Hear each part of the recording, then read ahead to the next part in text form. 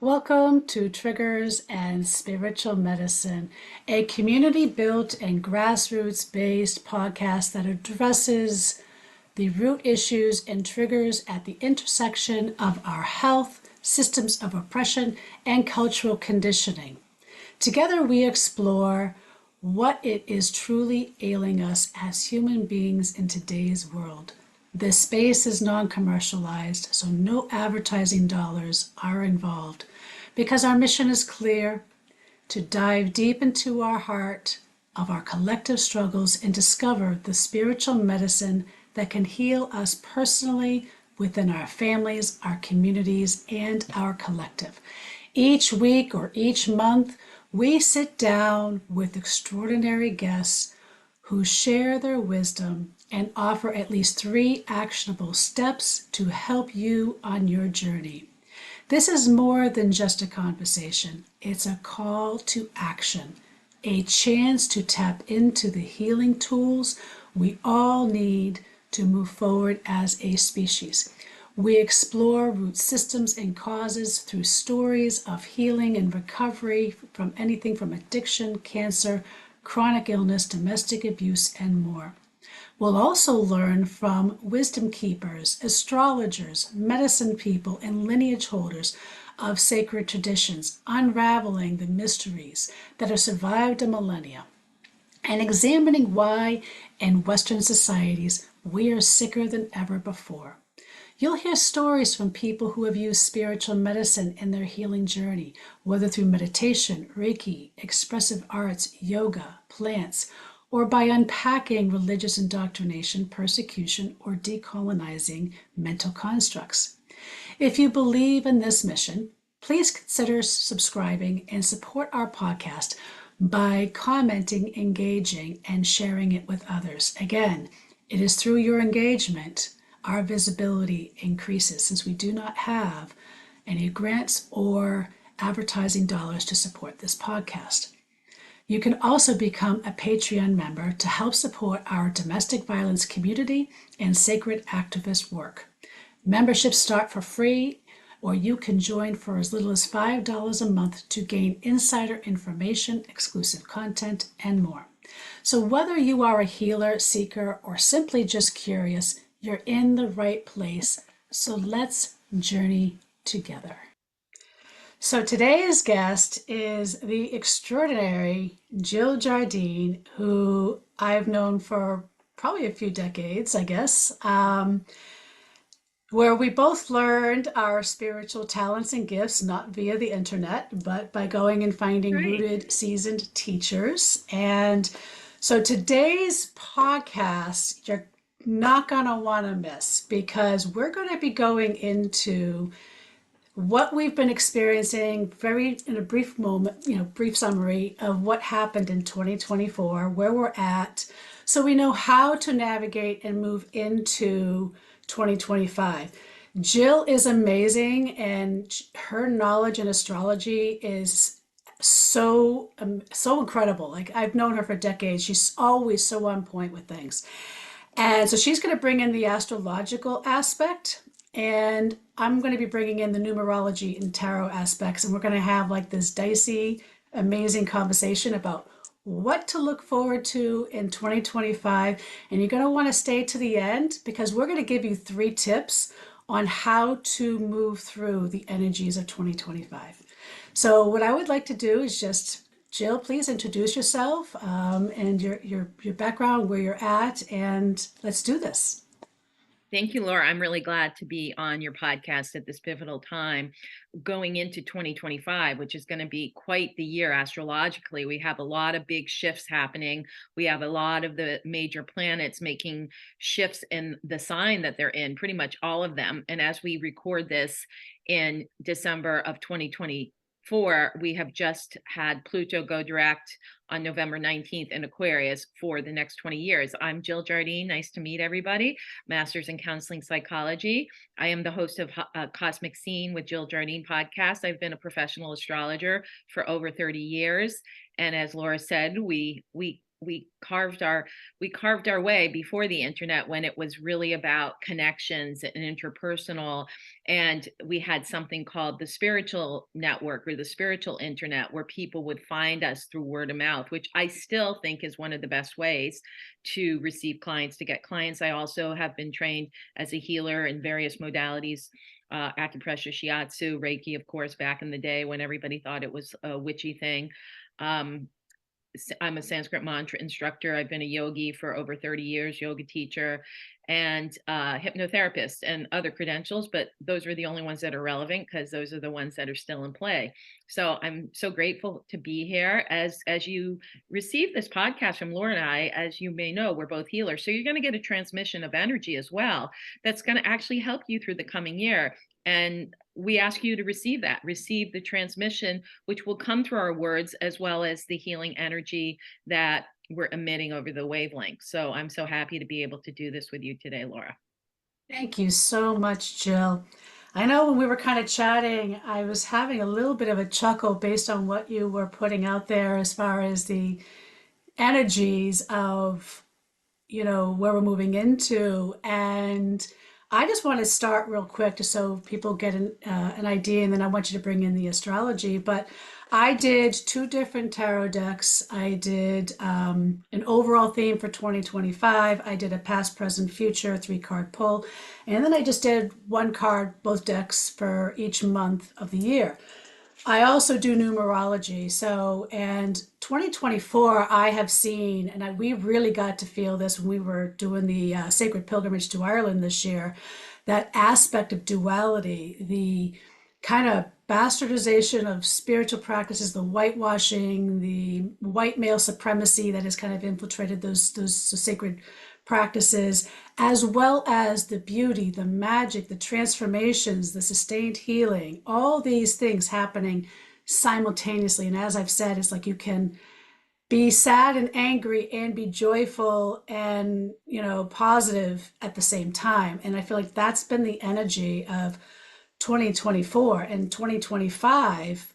Being a nine in numerology, what I keep seeing is it's going to keep cleaning out our inner closets. And we're going into now not just our own personal stuff. And I wanted folks to be mindful that whatever triggers might be showing up for you, it may not be so-called your stuff, but in a way it is, because it could be so-called collective, it could be generational, and we're moving into a lot of ancestral healing on a very deep level. So the nine in numerology is a lot about closing out chapters. And I really feel that we are in evolutionary times on a big, massive level where we have this rise of, and I understand, like, in a lot of indigenous practices, there's the non-duality of masculine, feminine, and, that they see more than just one. But just to kind of keep it simple for now, I just want to say that rise of the goddess energy that we haven't seen in over a millennia. And so as I pulled the cards, I have like the nine of clubs, and I also have the great heron, which is really about addressing that authority, that counsel, that completion of what we're doing. And I also pulled for what we have been dealing with is the beaver and the knight of coins, which is learning how to view sovereignty and how we spend our money in a different way. We're learning how to work in community. We're learning what even community looks like, especially for white people who have lost what community looks like. We really have to relearn what that looks like.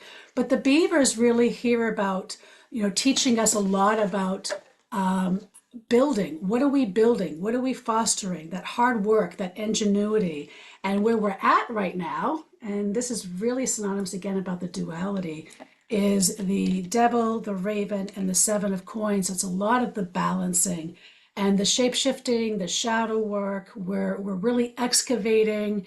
And I always remind people that even though we have magic that's showing us and it's being revealed, we also have we have a lot of generations of pain and suppression and healing that has to happen. And we're actually feeling it in our body, and it's showing up as illness, disease, disharmony, all these other things. So again, it's that duality. But where we're moving into overall is, again, when I think of the elephant I see is very community oriented. It's the balance. And again, the justice scales is also about the balance. The ace of clubs is all about starting new ways of thinking, new ways of being, removing the obstacles. Loyalty, family, wisdom are kind of the themes, but it's loyalty to, I want to be very careful. It's not a loyalty to false prophets. It is Right. a loyalty to our Mother Earth, to universal laws, to us being a steward of this planet, not as a greedy, um, gluttonous person that takes. So it's really a different theme on family. Jill, would you like to chime in on what you're seeing on astrology on that? Right. So let's just go back, recap 2024. As you said, Yeah. there it was pretty much marked by the polarity, the polarized, and the divisiveness. We could attribute to that the astrology of the archetype Jupiter going through Gemini, which is the good twin and the bad twin, the light and the dark. So The when we duality, right? right, the duality, Jupiter through Gemini since June of 2024. We'll go there since till June 2025, June 9th exact. So we have this year of that divisive or the division of consciousness. I like to say that we've been living in the time of split realities. We have people who are merging a path to these higher principles of unity consciousness, to the path of as I rise, we all rise, or we rise together, and not the greed and the vibrations of a few people getting ahead at the expense or riding the backs of others. So that was the Pluto leaving Capricorn, which was the old paradigm. We like to call it the patriarchal paradigm, but it was where a certain group of people, that have traditionally been able to get ahead due to the fact of being part of that inner circle or inner club. A lot of times, the patriarchal old paradigm that had been falling apart and broken down during 2024, even though it may appear to be otherwise, we still haven't felt the full repercussions of that Pluto finishing Capricorn. It's been 14 years. It's now in Aquarius for the first time in 240 years. So when Pluto's in Aquarius, we do have this tribal connection. Find your tribe, vibe your tribe, find your group, like-minded people, like-minded consciousness. So what we are going to see now that Pluto is in Aquarius, an air sign, people's consciousness will start looking beyond perhaps the survival or the self-centered, how can I get ahead, and start looking around and realizing we are all in this together. Jupiter and Gemini, however, till June of 2025 will keep that split of you can kind of tell where people are coming from in their consciousness. That's going to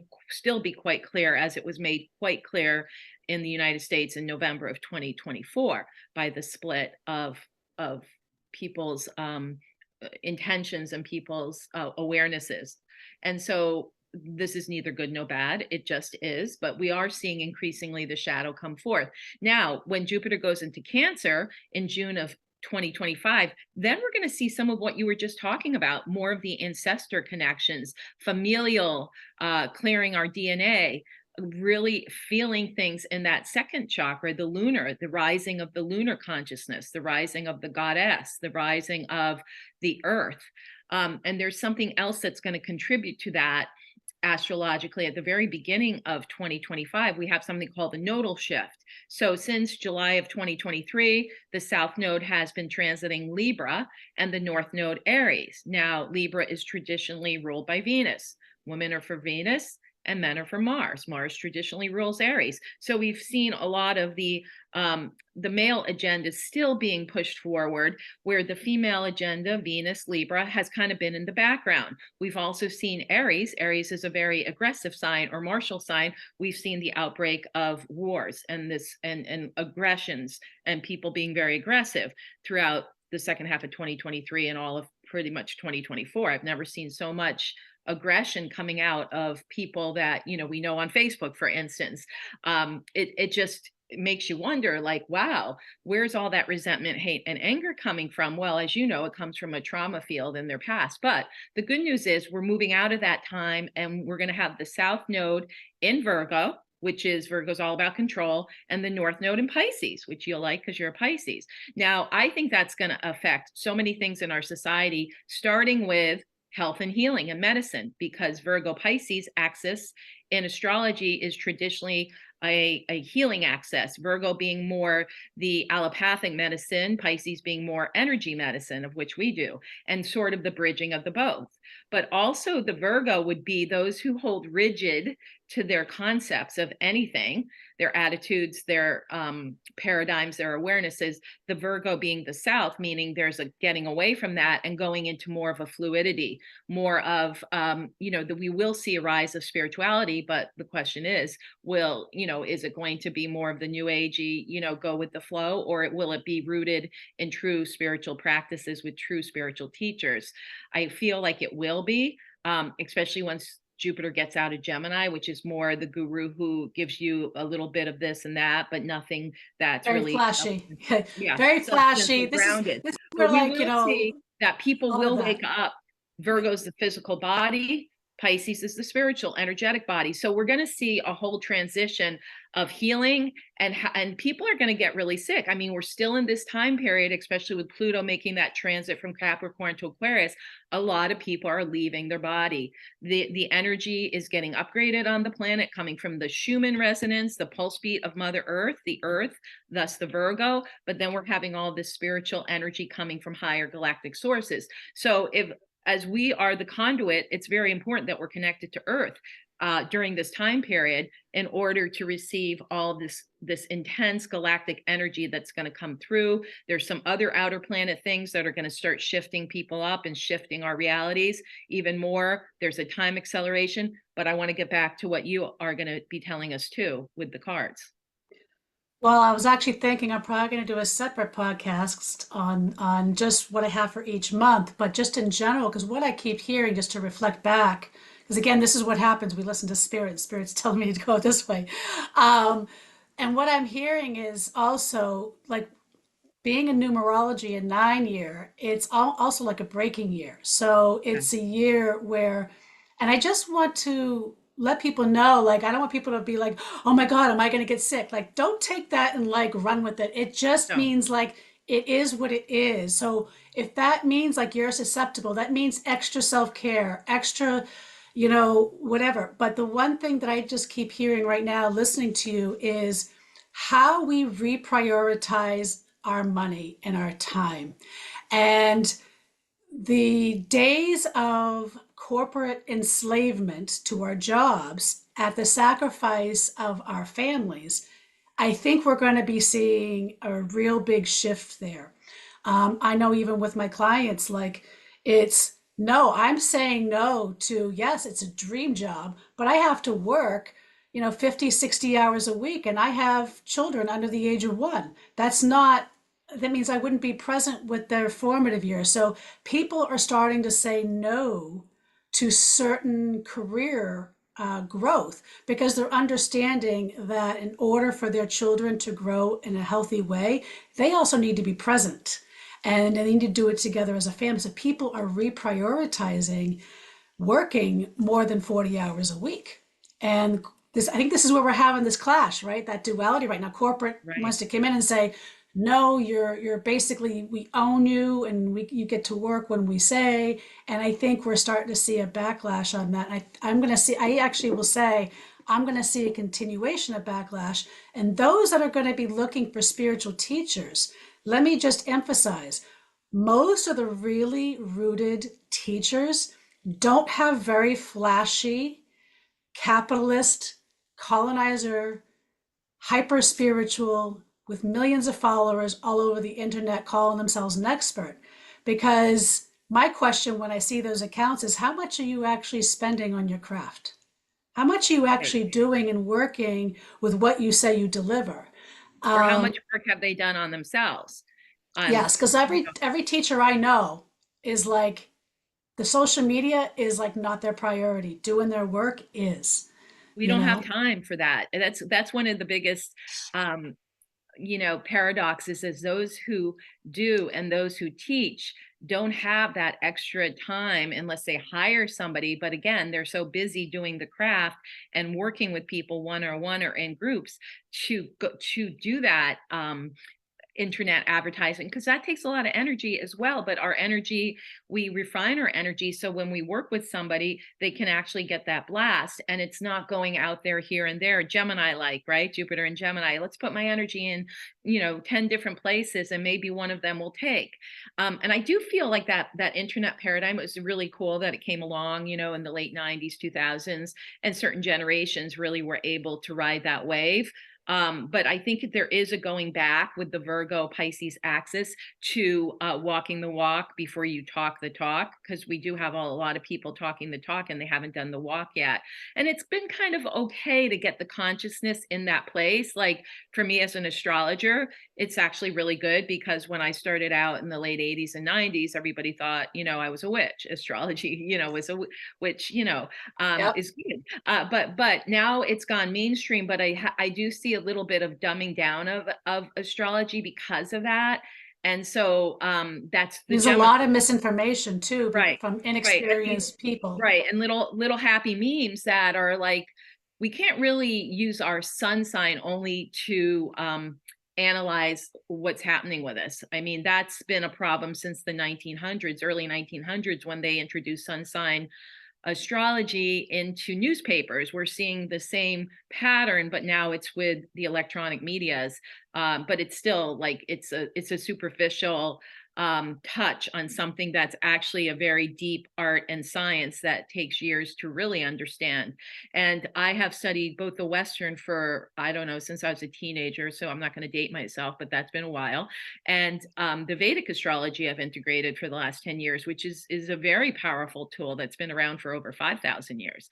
So, to do service to this ancient art and science, I think it takes much studying and working with a vetted teacher who actually knows it. So we And I might see think the that chat, shift. yeah, but I also think it's a challenge because we have gone, and I know this as a college professor when I used to teach college, we have taught kids that the way to get ahead is it's about passing the test, not about what you're learning.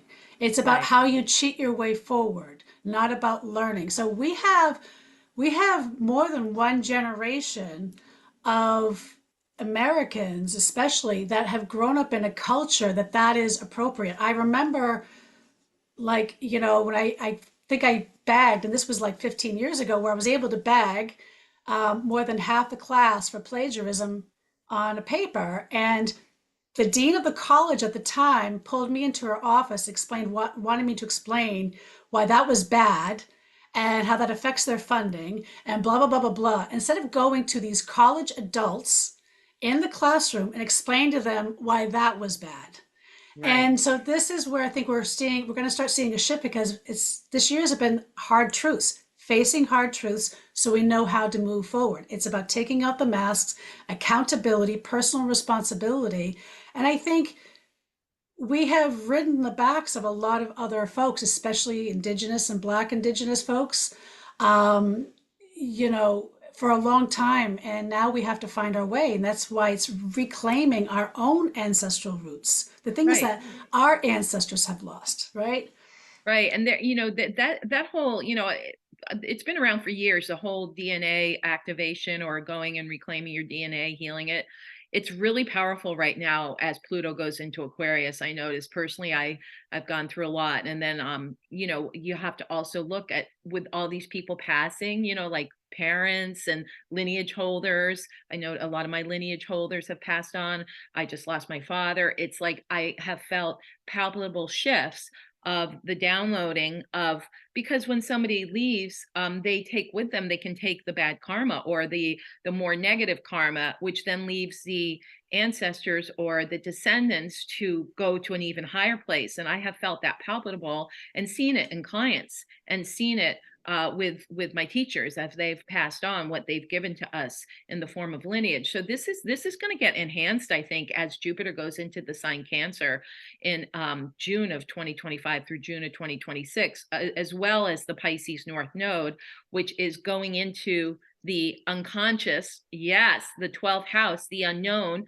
What what we came in with, what tools and what gifts. And then there's the whole thing too, now to get really galactic and Aquarian, then there's the waking of what is the 12, or I've heard 22 strands of DNA, 33 strands of DNA. So we do have what has been termed junk DNA, which is really part of our matrix, especially as we wake up and become more liberated out of the old cultural norms and paradigms, and we become more enlightened, are illuminated, our intellect is illuminated beyond the thraldom that the collective wants to trap us in. As we get to those levels, then we can activate latent gifts and abilities that are stored in what was called the junk DNA, but we know they're the higher strand DNA. And those are the gifts or siddhis in Sanskrit, which are intuition, clairsentience, clairvoyance, claircognitive, transporting yourself energetically, getting beyond the time-space continuum, which we are in, which, by the way, we're all going through a shift in our time-space continuum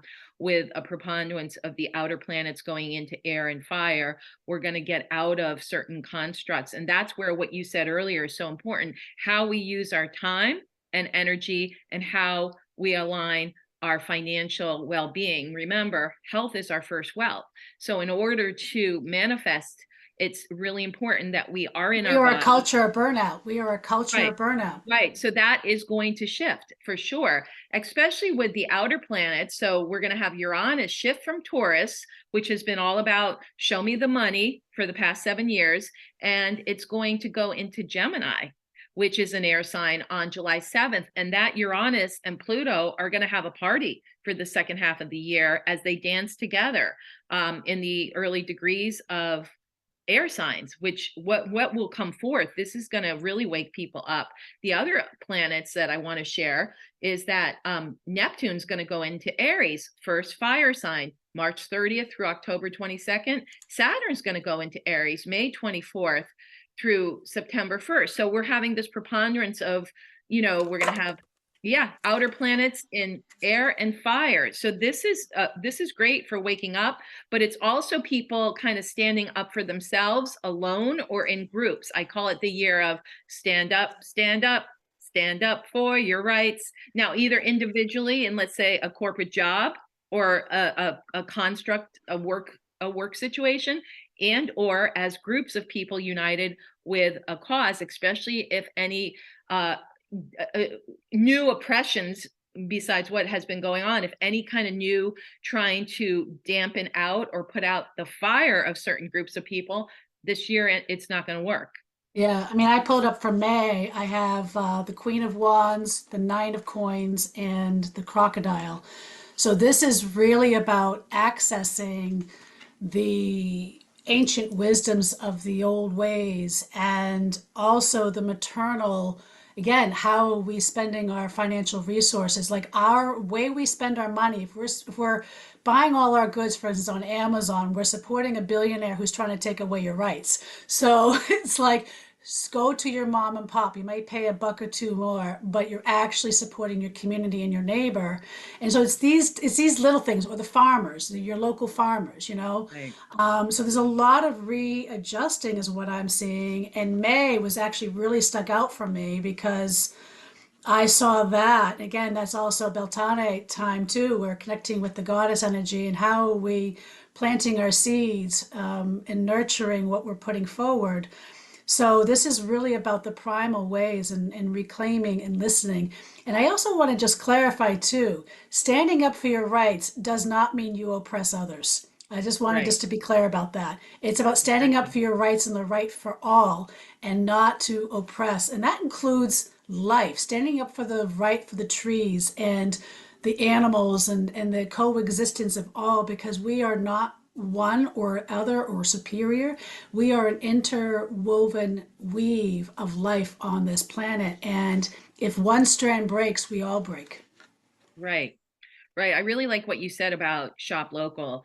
I mean, that's Pluto and Aquarius. Pluto is wealth, it's power, and then Aquarius is community, and um your community or the larger community. So when we buy our goods, to the extent we can, from local vendors, or in the same state, let's say, you're really supporting everybody that it lives in your state, where when we're buying it from places that are far away, unless it's something that is like a niche item and you can't get it.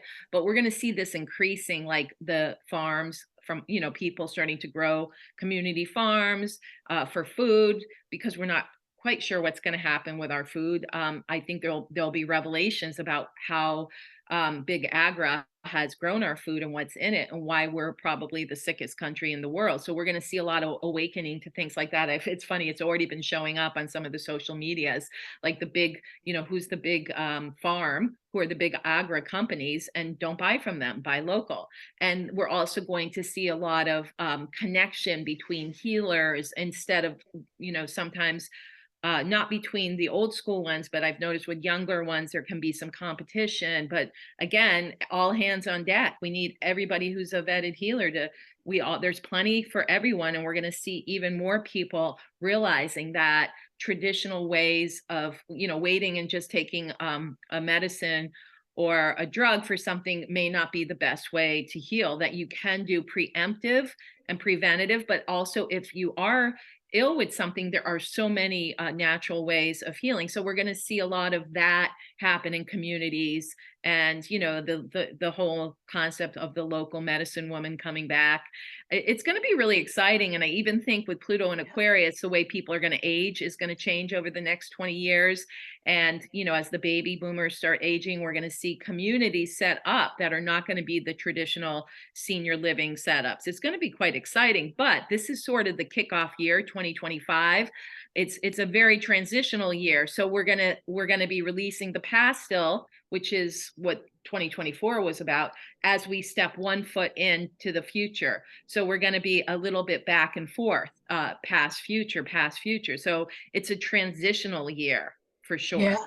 I definitely see it when I like how I talk to my clients, and I don't know, maybe I will put together a class on it, on turning triggers into a power, but I always say that when 2025 is like the year when your triggers show up, it's going to show you how far you've come in the areas that maybe you thought you completed, but you didn't. So that's all it's going to do. And it's learning how to turn those triggers into a power, instead of being like, oh, not again, like into like a self, mutilation, Well, it's pathway. through the triggers, or what we would call the shadow, that we become conscious. As Carl Jung said, this is one of my favorite quotes: we do not become enlightened by imagining beings of light, but by making the darkness conscious. And that includes integrating what we feel is our darkness or shadow, like, looking at it and, okay, I need to become whole.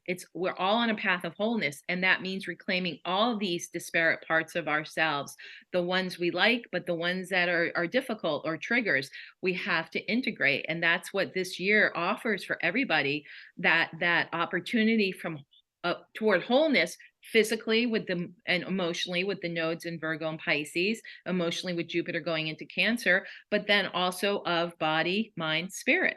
So we're going to have a lot of what should I say, resources accessible this year, both internally and externally, if we care to receive those. So could you give us maybe a brief, like, summary of maybe each month moving forward, Sure. moving into 2025, so people get an idea what to look forward and how they can move through that? Right. I think the best way of doing that is talking about major transits and Okay. lunations, the full and new moons that happen every month. So January, we jump right into it.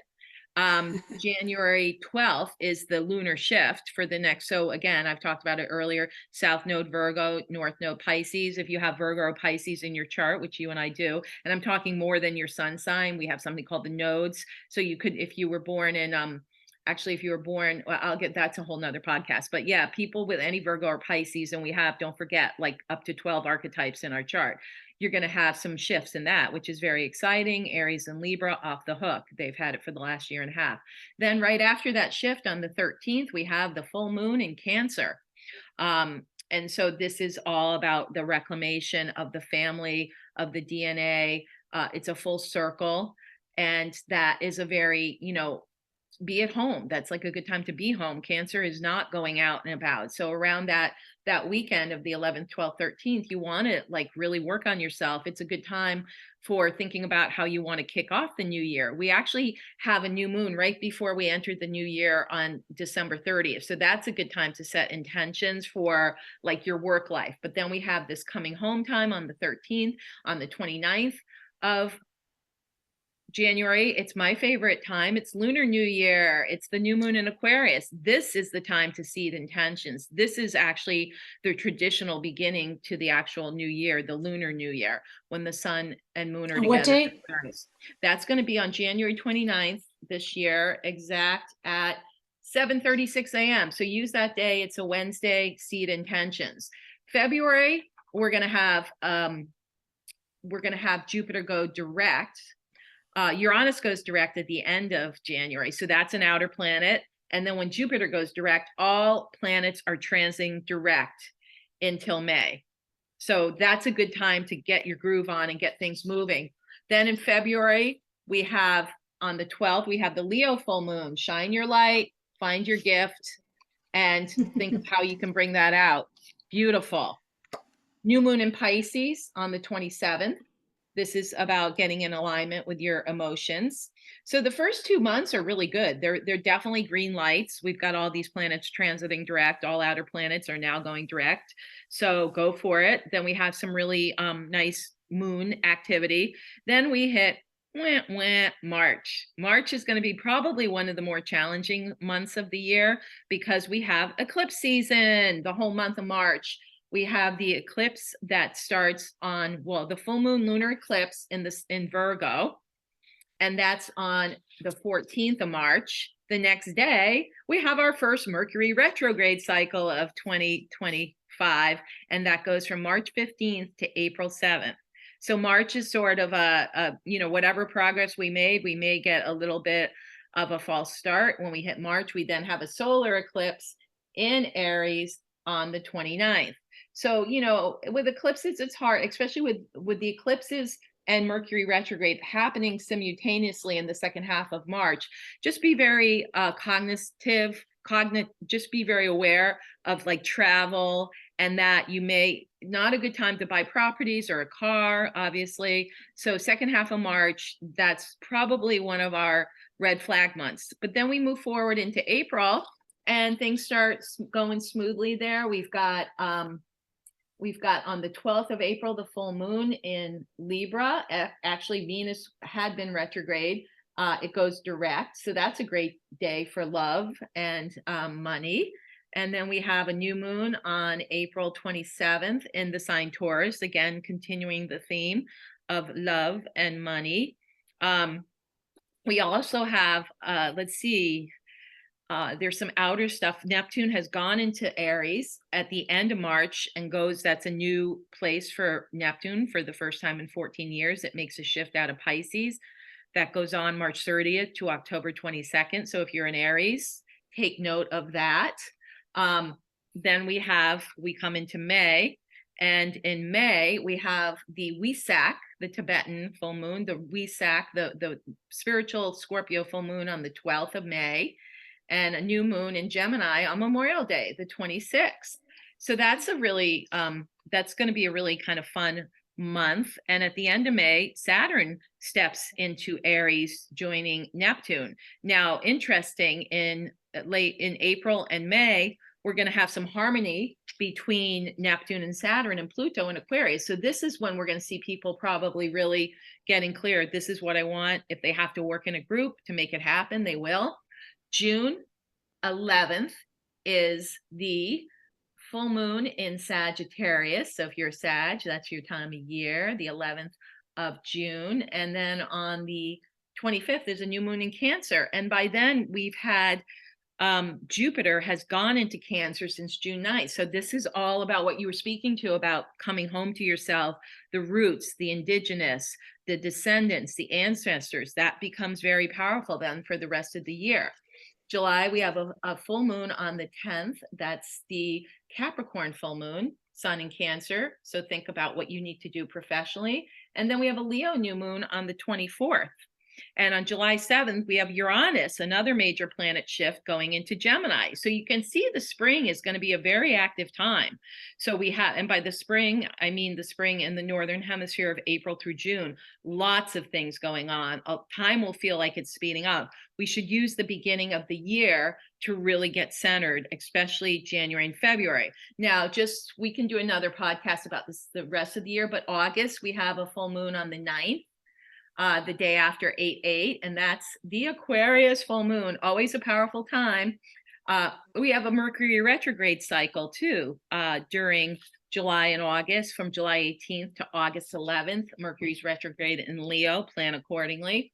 New moon in Virgo on the 23rd of August. That's really good right before we get into going back to the fall. We're going to have Saturn go retrograde and go into Pisces on September 1st. September is another cautionary month because it's another month of eclipses. Okay, so the eclipses are generally being now in Virgo and Pisces. So Virgo and Pisces, you're it. September 7th is a lunar eclipse. It's a Pisces full moon, 15 degrees. I think that might affect you. The sun in Virgo, and then we're having a solar eclipse, Virgo new moon on the 21st of September. So September is another interesting month when things are going to be up for reevaluation. And then just finishing off the year, we're going to have October 6th. It's a full moon with the sun in Libra, moon in Aries. We're also going to have the new moon in Libra on the 21st of October, right before it goes into Scorpio. Now, in November, there's that full moon with the sun in Scorpio, moon in Taurus, full moon in Taurus on the 5th. And then we have a new moon in Scorpio on the 20th. Now, I also noticed that there were some other important dates in November. We're going to have Uranus going retrograde back into Taurus. So some stuff financially might be coming up for everybody in November, or collectively there could be some financial stuff. We also have Jupiter going retrograde on November Well, 12th. isn't that a time where a lot of the corporations do their third quarter reports, Right. And and traditionally there's a lot of us projecting what we think might happen if when the next administration comes in, because like I don't know, like I every time I'm listening to you, what I keep seeing still is like right now it's like we're dancing with the devil, and we're learning how to shapeshift and embrace our own inner darkness, by the way, not running away from it, because either way, that darkness that's part of us is still running like an operating system.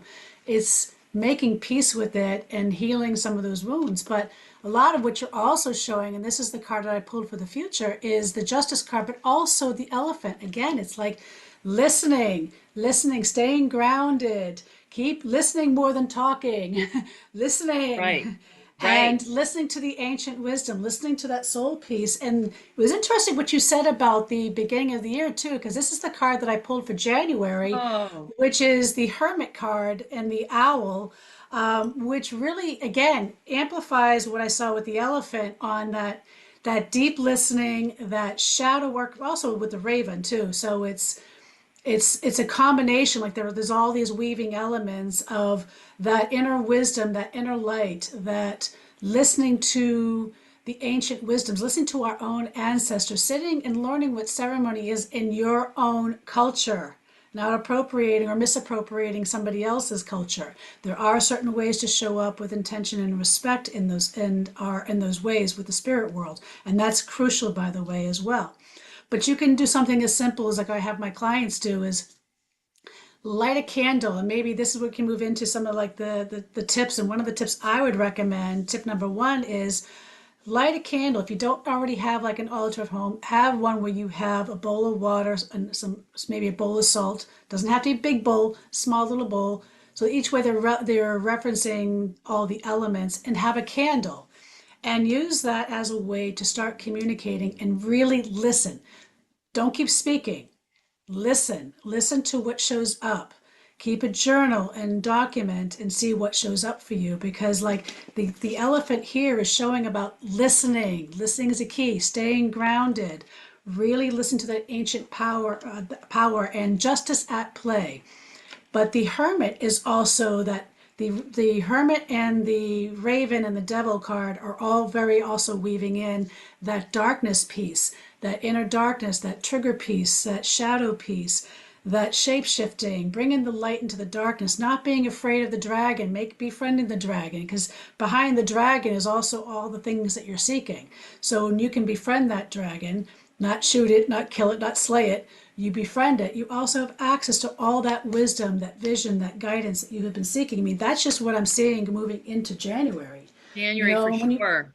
That whole up and, until that new moon, it's a very good time to go within and find your inner light and yeah, just, deep, deep, go deep, soul searching. And then you can launch at that lunar eclipse, that lunar new year on the 29th of January, but you got the whole month to do your soul right. search. And it was interesting that you brought in like the whole April, May, because I did see April being, and I'll do a separate podcast going more into details about this, but the hangman, which is also the bat. So again, that's kind of like a another duality where maybe we're faced with new hard truths. You know, maybe it's financial. You know, maybe it's just new things coming to light. Things weren't as you thought they were, and so don't be afraid of that. We tend to be afraid as a species of what might be revealed to us. This is where, so tip number two for me would be curious like you were when you were a child about the universe.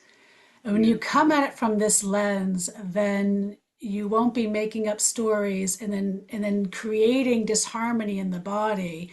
And then that's where we get sick and ill, right? It's that disharmony and that fear, the anger, the worry.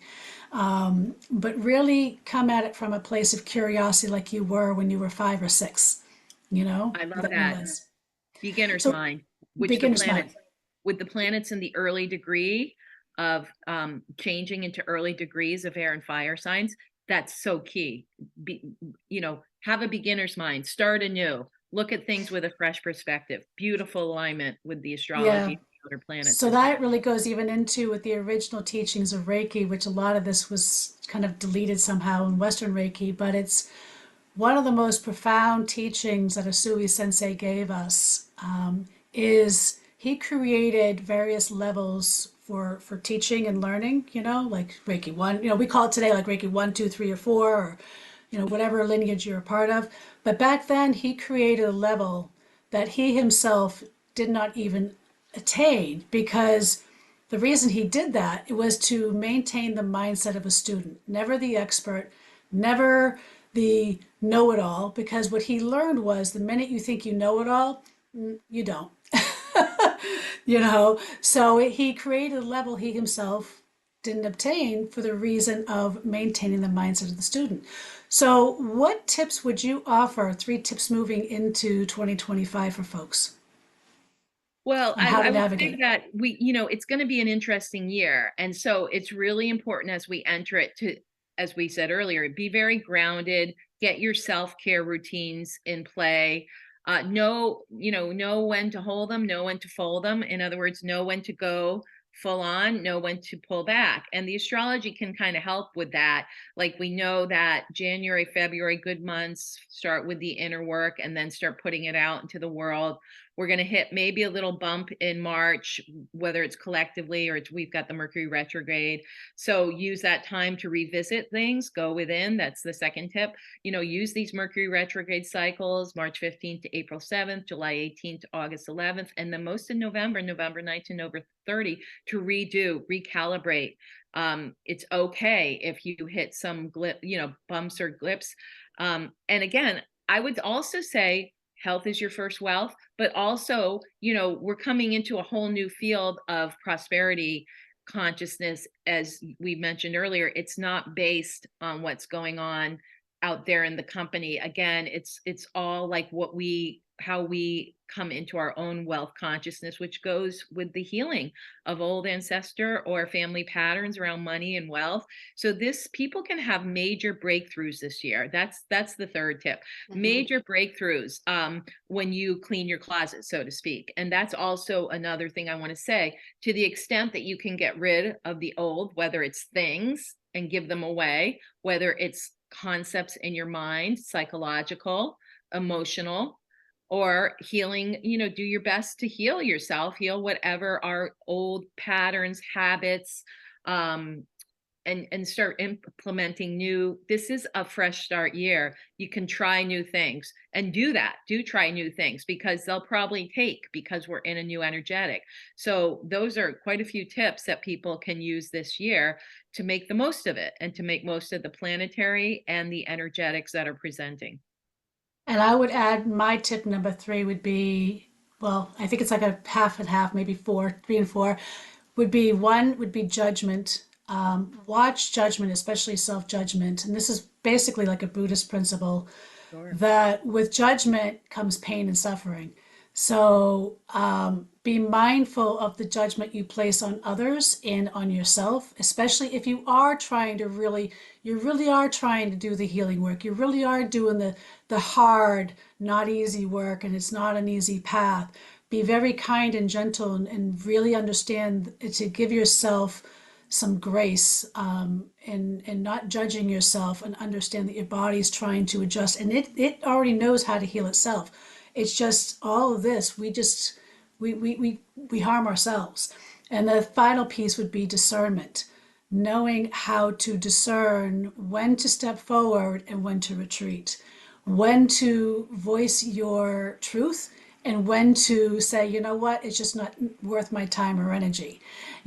So knowing discernment, I feel, is going to be very crucial moving forward as a teacher in 2025 as well. Jill, Totally. so tell me, what if folks want to take this a little step further and want to maybe have their chart done, or maybe want to tune in, what would be the best way for folks to find you? Thank you so much, Laura. Yeah, I think most signs are going to be affected. I mean, pretty much all signs, but we know that Virgo, Pisces, Aries, Gemini, Taurus, uh, Aquarius, pretty much all signs, especially around the month when it's your full moon month. You can get a hold of me for a personal reading. My website is Jill Jardine astrology.com, and check out my website. You can contact me through my website for my podcast, which is Cosmic Scene at Jill Cosmic Scene with Jill Jardine. We just went out into the ethers. I have to come back in. Cosmic Scene with Jill Jardine. You can contact me through that, or jilljardineastrology.com. Thank you, Laura. That's beautiful. Yeah, and I just want to add a final note. Um, kindness goes a long way, but I've learned, and again, and I wrote a whole book on this, by the way.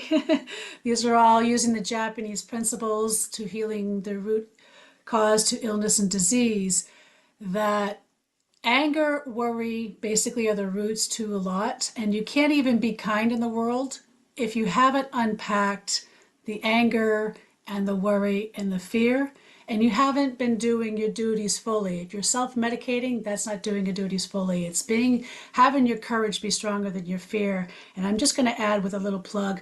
I just had these mugs made, and there's one that's a wraparound, and the other one has a print on the front and back, and it says, "Your soul knows better than you, so get the feck out of the way."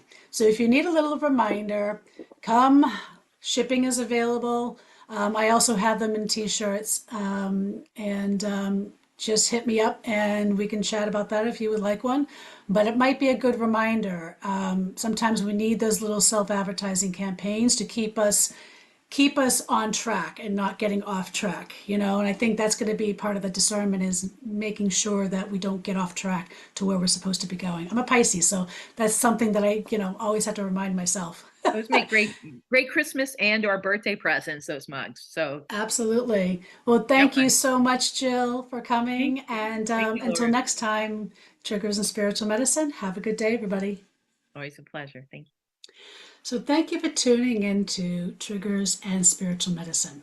We hope today's episode provided insights and action steps to support you on your personal journey. Remember, healing is a continuous process, and by addressing what triggers us, we create space for deeper transformation. If you would like to dive deeper into our community and support our sacred activist work, join us on Patreon, where you'll find more resources and insider content to empower your healing path. Be sure to subscribe on your favorite podcast platform or on YouTube. And please share, like, and engage with us too to help boost our algorithm status. Since this is a community-driven podcast, your support truly makes a difference in helping us reach more souls who can benefit from this journey. Stay connected, stay mindful, and keep doing that inner work. Together, we are building a community that uplifts and heals. So until next time, stay grounded and take care of your soul.